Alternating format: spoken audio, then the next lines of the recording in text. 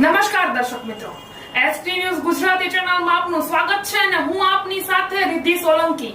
તો ચલો નજર કરીએ આજના સમાચાર પર. તલોદ ખાતે શેઠ શ્રી જેબી ઉપાધ્યાય મૂક બધિર શાળામાં શિક્ષક દિનની ઉજવણી કરવામાં આવી. સાબરકાંઠા જિલ્લાના તલોદ ખાતે જેબી ઉપાધ્યાય હાઈસ્કૂલ શાળા ખાતે તાજેતરમાં શિક્ષક દિનની ઉજવણી કરવામાં આવી.